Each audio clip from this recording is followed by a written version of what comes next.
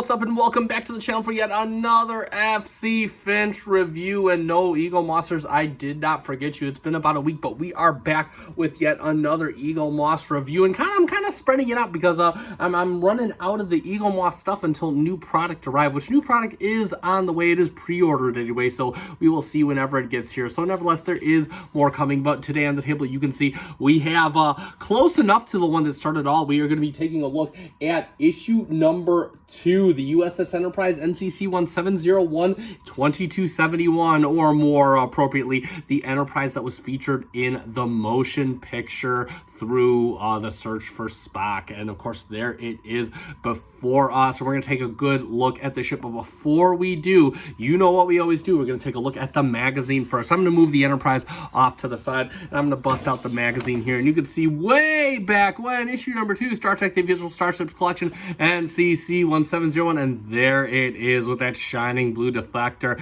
Such a great angle for the ship. I mean, the Enterprise refit is one of my favorites. In fact, my favorite version of the Enterprise, so I love it from mostly every angle. But it is the U.S.S. Enterprise NCC-1701 from 2271. This is a Constitution class, relaunched in 2271 at a length of 305 meters and 21 decks. And of course, yes, the magazine is creased just a smidge. We're going to open up the page, and we can see the table of contents: profile, U.S.S. Enterprise, NCC-1701, refit, classic scene, designing the ship, filming the ship on screen. Then we have our stand instructions as typical. And then, of course, we have a nice frontal orthographic view of the Enterprise 1701 with its more tannish deflector dish. And then, of course, we have NCC-1701, Constitution class, built in San Francisco Fleet Yards in launched in 2271. Destroyed in 2285 with a length of 305 meters. We just said that. 21 decks and a crew of 450, and warp 8 as maximum speed with 9 dual phaser arrays and 3 photon torpedo launchers. And there we have it. I believe it was 2 fore and 1 aft. And then, of course, it was commanded by William Decker, Captain James T. Kirk, or Admiral James T. Kirk, as Ricardo Montalban would say, or Mr. Spock. And then, of course, we have our close-up views of the side of the deflector array, the shuttle bay, and of course the warp core area. And just at the upper view of the ship, let's take a look in the magazine. There we have a nice frontal shot of the Enterprise. There she is, looking all majestic as she usually does. USS Enterprise NCC-1701 refit. After an 18-month refit, resulted in the USS Enterprise looking and performing better than ever. And then, of course, we have, the sad moment, the destruction of the Enterprise. I will say, this is the only Enterprise that didn't go out like a bitch. It took some of the Klingons with it, and there, of course, we have the battle in the Motara Nebula. There we have, of course, the crew, William Decker's crew from the first movie, which I'm not going to deny, save for the flyby scene of the Enterprise at the beginning, was kind of a sleeper. Then, of course, we have some dry dock shots of the Enterprise, specifically from the motion picture. And then, of course, we have some orthographic views of the show. You know, a lot of these are online already. It's a very popular ship, but again, it's always good to see these these orthographic views all around. I even have them on my wall if you've seen my collection overview videos. And then, of course, we have designing the Enterprise refit. There we go. And yeah, we have all of that. We have the original design by Matt Jeffries. And there we go. And then, of course, we have some shot from the planet of the Titans, or whatever it was. And of course, we have another shot of the Enterprise refit. And then, of course, we're going more in depth with how the impulse engines were designed, keeping that same similar shape. More sketches. I do love these sketches. Then, of course, we have the studio filming model with the battle damage from Star Trek 2. And then, of course, we have more filming model. Look at how big that star drive section is. And then, of course, we have the Enterprise firing on the Reliant in Star Trek 2. And there we go. And then, of course, I have issue number 3 from way back when. And we end the magazine with a nice upper orthographic view of the Enterprise. So let's do our typical stand instructions. And it, of course, is typically we use the peg in the slot like we always do. You can see it's got a little kind of little tips here that's going to hold on to the star drive section. What you want to do is you just want to situate the Enterprise. I'm sorry, you want to move it up, and you just want to situate the Enterprise. This is going to kind of grab, and what it'll do, it'll secure behind the saucer, and then as it secures behind the saucer, it'll kind of grab onto the sides of the star drive. And there we go for that. And I'm going to raise the camera up because we're going to talk about the ship, and I want more light. So let's get the Enterprise out and let's talk about the Enterprise. And yeah, there she is. And let me get more light on the subject because we just don't have enough, and I want more. That's right. Let me get us a little bit more. There we go. That's much better. And you can see we have the U.S.S. Enterprise. Let's do our quick nacelle alignment check. And you can see they're actually pretty okay. A little bit of misalignment on this, but it is just not enough. I know that I've had a model kit of the Enterprise, so I know how hard it can be to align those nacelles.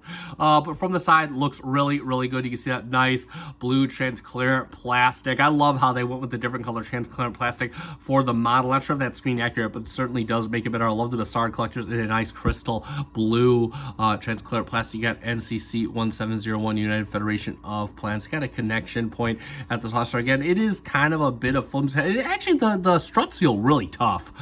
They feel really tough. So there we go for that. And yeah, it looks really good. It got kind of a seam here, kind of raised. It's a bit unsightly, but I very seldom look at this side of the ship.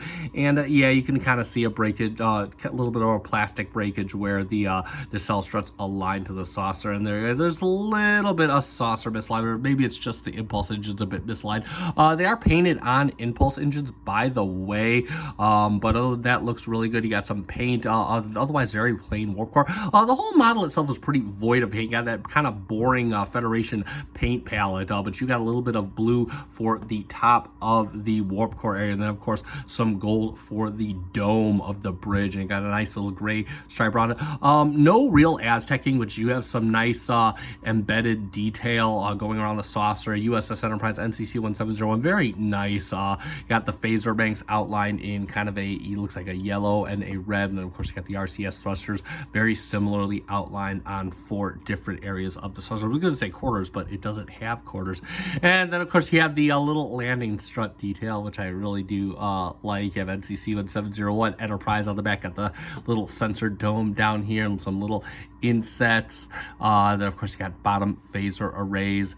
There we go for that. Then of course you have the various outlining gray along the bottom, and then the deflector done in a very nice transparent blue. Looks very, very good. All the transparent plastic looks really good. Makes up for any shortcomings on the model.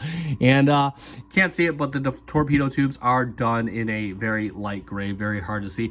You do have windows, but they're not painted on. So you can see they're outlined on the saucer. No detail for the shuttle bay, and of course you do got the pennant though front and center. Then you got the botanical bays. They're done in blue down there, and that's a very nice added detail too. Otherwise, pretty void of detail ship. Go take one last look at the shuttle bay. Again, very plain shuttle bay. Do got the running lights on the back, and yeah, it does look like we do have indeed a saucer misalignment issue, just a little bit of one, but overall, and yeah, and there we go for the Enterprise. That is pretty much it for this model. And for a quick comparison, we're going to do only one. The only one that I think that matters, we're going to do it with the Enterprise XL.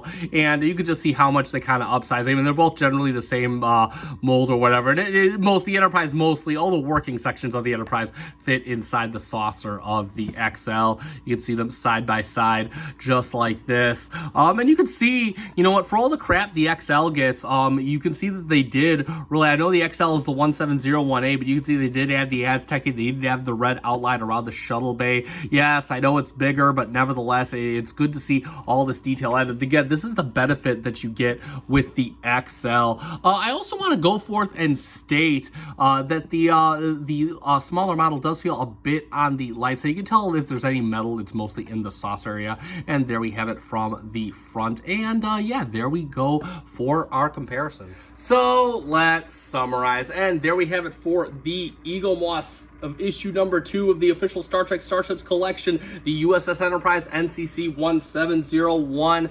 motion picture or 2271, whichever you want to call it. And overall, this is only an okay model. You could tell, I mean, Eaglemoss, they generally have more hits than misses, but you can tell this was bordering a miss, in my opinion. It's unfortunate because this is my favorite ship. It pains me to say this. It damages my soul. But there is some good things about it. I love the use of the transparent plastic. It does have a little bit of weight in the saucer. Any paint that it does have is rather nicely applied. It does look good. I love how the lettering looks. But overall, it's just kind of plain as far as Eaglemoss models go. And yeah, you could argue, oh, well, it's a smaller model, but Eaglemoss has done some very detailed, smaller models, so I don't really give it that as much of a pass. So again, this is really, if you're really a huge fan of the Enterprise like I am, definitely I do recommend getting this model. This is actually one of the first models I ever got, just kind of a little tidbit there. So I still hold it very near and dear to my heart, but if you are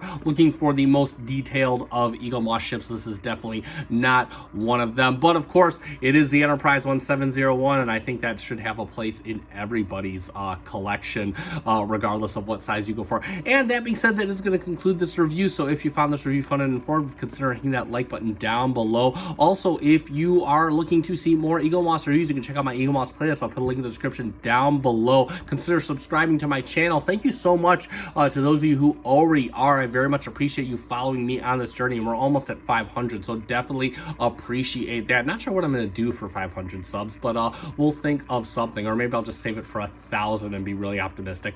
And that being said, that is going to conclude this review. So I have been SC Finch. Thank you so much for watching. Live long and prosper.